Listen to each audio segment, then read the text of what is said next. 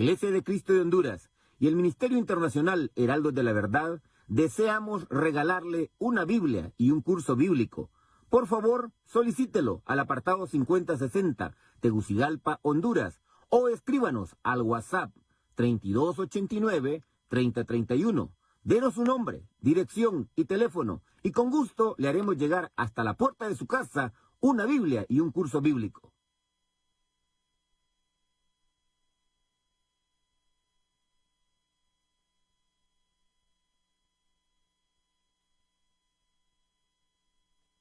Cuando tenía 11 años, un sábado por la mañana, la maestra de clases bíblicas dijo algo que nunca he podido olvidar. Fue una de esas ideas que uno aprende y que marcan y cambian la vida para siempre.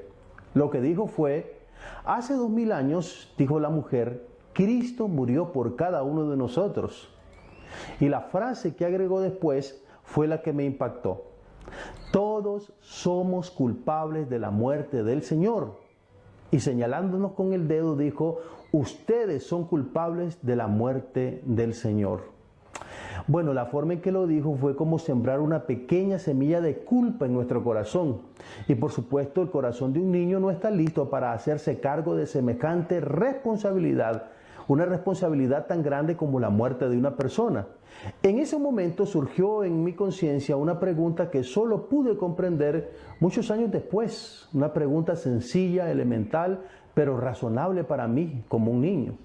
¿Por qué yo soy culpable de la muerte de Jesús si ni siquiera había nacido? Eso fue lo que me pregunté. Como niño, ese fue el razonamiento que vino a mi mente. Querido amigo, no solo a los niños les pasa eso. También los adultos solemos llenarnos de duda y confusión. Esto fue lo que pasó con un par de discípulos del Señor, según lo narra Lucas 24, versículos 13 al 35. Ellos iban por un camino rural con dirección a un pueblo llamado Emaús, y en su conversación hablaban del acontecimiento del momento, la muerte del Señor Jesucristo. Para el pueblo y para los discípulos había sido una situación bastante difícil de asimilar. Y 3 días después, estos hombres que iban en este camino iban conversando porque su conciencia estaba saturada de esa información. Ellos esperaban que el Señor Jesús fuera ese personaje revolucionario que todo Israel estaba esperando. Querían que Jesús se convirtiera en un gobernante terrenal, el prometido rey de Israel que restauraría el reinado de Israel y convertiría a ese pueblo en un estado independiente nuevamente, como lo había sido en los tiempos de David. Estos discípulos también sentían el dolor de la pérdida, estaban de duelo.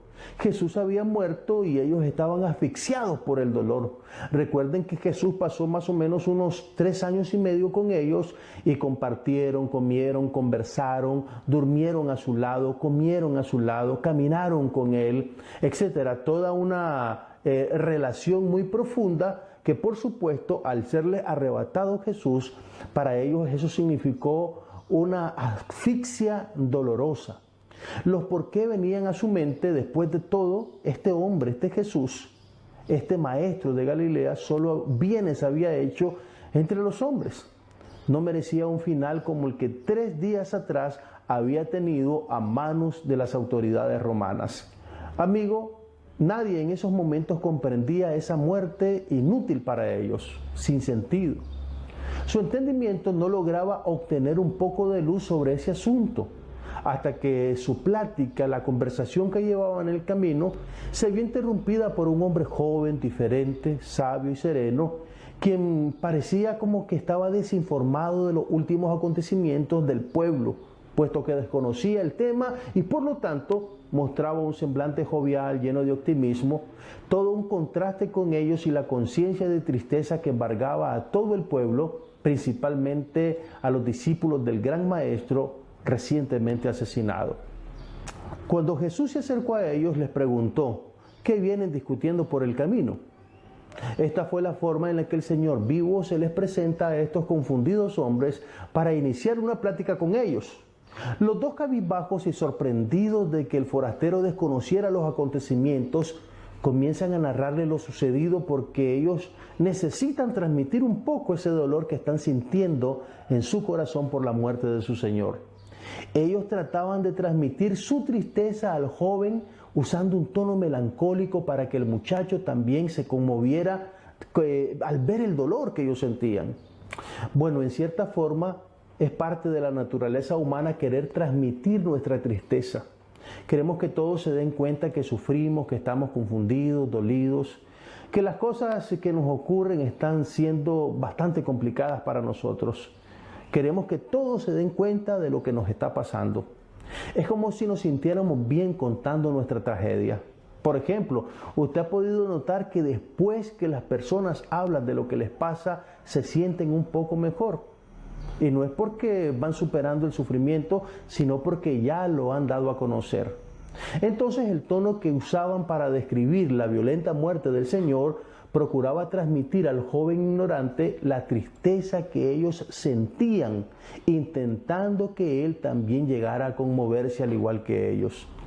Bueno, la sorpresa de estos hombres fue grande cuando después de describir lo que las autoridades religiosas y políticas habían hecho con el Señor, el hombre responde de la siguiente forma. Fíjese bien lo que responden ellos y es increíble porque ellos no esperaban esta respuesta. Ellos cuentan su dolor y esperan comunicarle su tristeza también a este hombre, pero la respuesta de este hombre también para los lectores es sorprendente. Él dijo de la siguiente forma: «Qué torpes son ustedes y qué tardos de corazón para creer todo lo que han dicho los profetas». Wow, eso que dijo Jesús al sentimiento de los hombres es increíble. Ellos estaban esperando una respuesta diferente y Él lo que hace sencillamente es martillarles, como dándoles a entender que ellos tenían una cerrazón de cabeza y de conciencia que, bueno, no se puede describir con palabras. Qué tardos y qué torpes, dijo Él, que son ustedes para entender lo que han dicho los profetas. Amigo, la mayoría de nosotros somos así, tardos para entender el propósito del sufrimiento, la importancia del dolor. Y esto pasa, ¿sabe por qué? A lo mejor en este momento usted esté pasando una situación complicada, un dolor difícil, una pérdida, una tristeza, una enfermedad, algo que lo está agobiando de una forma increíble. Esto pasa porque nos centramos en el problema. En vez de dirigir nuestros pensamientos a las posibles soluciones, lo que hacemos es lamer nuestras heridas, recordar nuestro pasado, recordar la forma en que esa persona nos habló si tanto la queríamos, recordar el daño que nos hicieron. Aquello en lo que nos centramos es lo que determina cómo nos vamos a sentir. Recuerde bien esto: si usted se siente mal en estos momentos, es posible que se esté centrando en lo que no quiere. Y por eso se siente como se siente. Muchas veces nos amarramos al pasado, a los malos recuerdos, a una pérdida o a una ofensa y dejamos de apreciar lo hermoso de la vida. Cuando los caminantes ponen atención a lo que el joven maestro les dice, el camino ya no es muy oscuro. La tristeza va disminuyendo, ya no corren tantas lágrimas por los ojos de aquellas personas, de aquellos hombres que estaban sufriendo. Amigos, si tan solo usted escuchara la voz del Señor, muchas cosas en su vida podrían cambiar. Deje de escuchar esa voz estridente de su dolor, de la amargura, de la tristeza. Permita que Jesús, en medio de la sorpresa triste que le ha acontecido en su vida en estos momentos, le dé una palabra de aliento, le dé una respuesta a su necesidad y de esa forma usted va a encontrar esperanza para su vida. Permita que la voz de Jesús llegue a su corazón y llegue a su conciencia. El estado de ánimo de los discípulos es comprensible, por supuesto, porque era natural, sentían tristeza por la muerte de Jesús. No comprendían el significado que ésta tenía para ellos y para el resto de la humanidad. Ahora, quiero aclarar un poco el sentido de esta muerte del Señor Jesús, porque Él dijo lo siguiente: los discípulos estaban tristes porque no habían comprendido lo que Él había dicho. El Hijo del Hombre no vino para que le sirvan, sino para servir y para poner su vida en rescate por muchos. Mateo capítulo 20, versículo 28. Según este versículo, Jesús nació para morir y era ese propósito que los discípulos no entendían. Probablemente las situaciones que usted está atravesando en este momento tienen un propósito que usted no entiende y por eso en este momento usted esté sufriendo. A la vez, si nosotros quedamos sin entender su muerte, jamás podremos beneficiarnos de ella.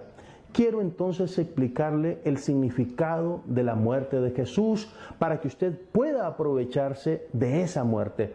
Y a lo mejor, al finalizar esta plática, usted podrá entender que sus problemas y sus dificultades también tienen sentido, también tienen importancia y de esa forma les sacará provecho.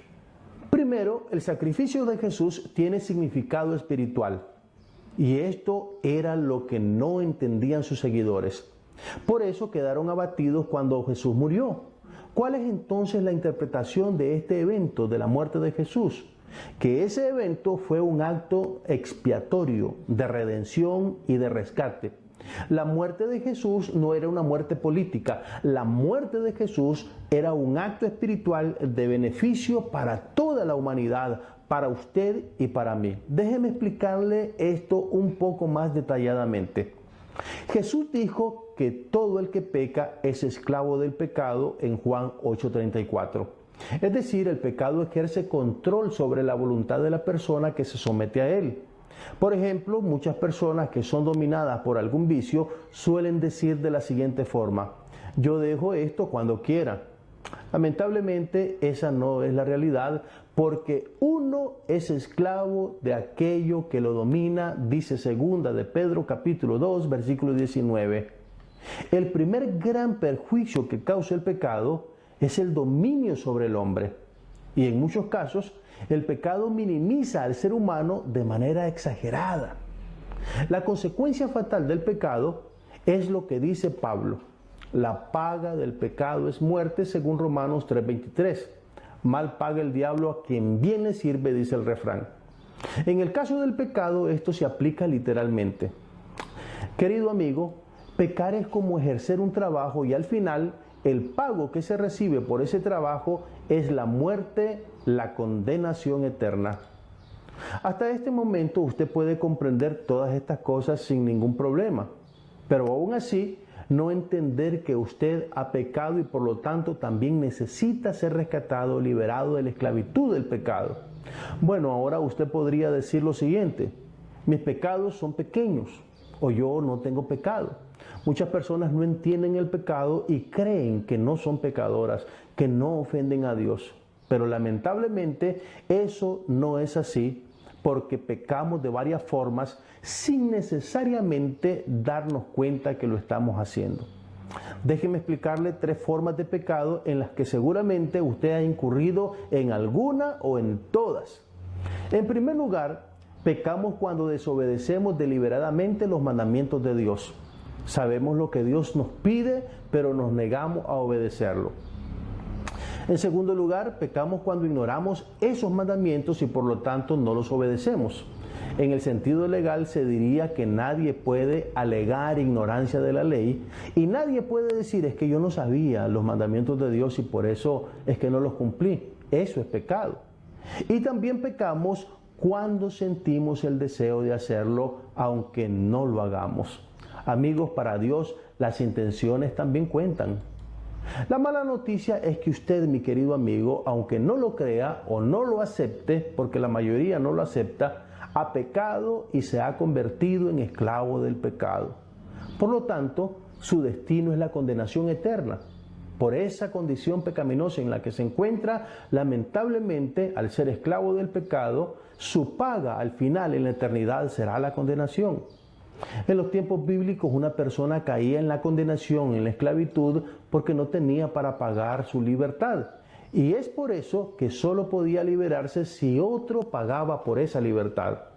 Eso es lo que el Señor Jesús hizo. Pagó con su vida nuestra libertad del pecado. ¿Por qué Jesús nos da libertad? Porque Él pagó con su muerte nuestra libertad. Si usted es esclavo del pecado, ya que ha pecado, ha incurrido en faltas, entonces necesita la liberación. Y usted, por sus propios medios, no puede liberarse. Necesita de la mano amiga de Jesús para que Él lo libere y lo saque de la esclavitud del pecado. Además, recordemos que quien peca recibe como pago la muerte. Así que Jesús entregó su vida en pago para que nosotros no muriéramos. Amigos, nosotros estábamos sentenciados a muerte, pero Cristo ocupó nuestro lugar y así Él se quedó en la cruz mientras nosotros tenemos la oportunidad de seguir viviendo libres de la condenación eterna. Cristo fue el pago perfecto por nuestras culpas. El escritor de Hebreos dijo lo siguiente, escuche bien este versículo que es impresionante, porque tal sumo sacerdote nos convenía, santo, inocente, sin mancha, apartado de los pecadores y hecho más sublime que los cielos. Pablo agrega en Efesios 1:7 una síntesis de todo esto que estamos compartiendo. En Cristo, gracias a la sangre que derramó, tenemos la liberación y el perdón de nuestros pecados. Usted, si aprovecha la sangre, la muerte de Cristo, tiene también el perdón y la liberación de sus pecados. Amigo, el hombre no puede hacer nada para superar la condenación a la que está destinado, pero Dios sí. Cuando Adán y Eva pecaron, procuraron cubrir su desnudez cosiendo hojas de higuera en forma de delantales, dice Génesis capítulo 3, versículo 7. Sin embargo, esa desnudez aún era evidente a los ojos de Dios. Lo que ellos hicieron era insuficiente para cubrirles totalmente. Por eso, Dios mismo tuvo que fabricarles túnicas con pieles de animales para cubrirlos por completo y de una forma apropiada. Bueno, ¿dónde tomó el Señor esas pieles para cubrir la desnudez de esta pareja? Obviamente tuvo que matar animales para tomar su piel y cubrir con ella la desnudez del hombre. Esto mismo, mi amigo, es exactamente lo que la muerte de Cristo significó. La forma de cubrir al hombre, de limpiarlo y hacerlo entrar en correcta relación con su Creador, fue que Él muriera, derramara su sangre y esa sangre sirviera para cubrir nuestros pecados.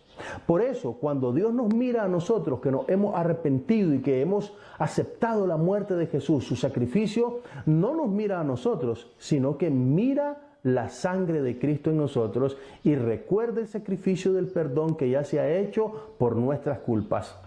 Todo esto fue lo que Jesús explicó a los dos hombres que iban en el camino a Emaús.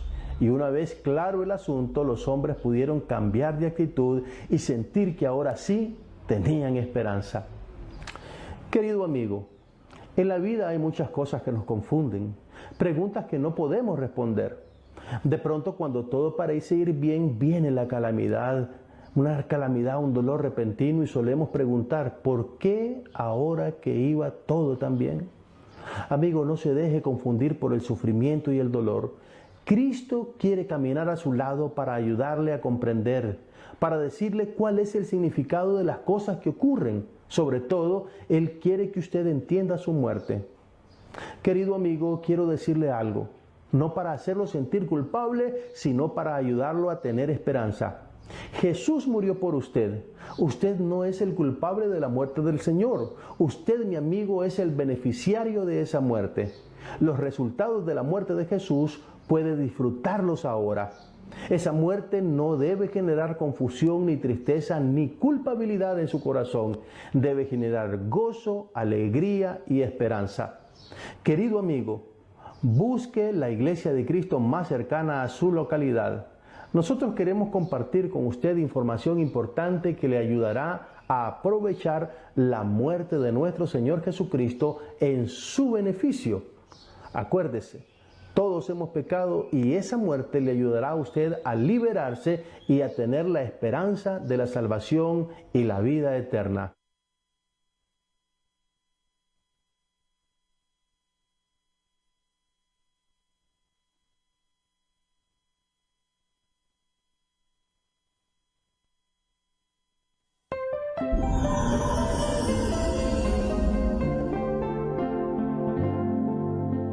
Yo Voy, tu aplicación de envíos dentro de la ciudad. Nos dedicamos a hacer tu vida más fácil.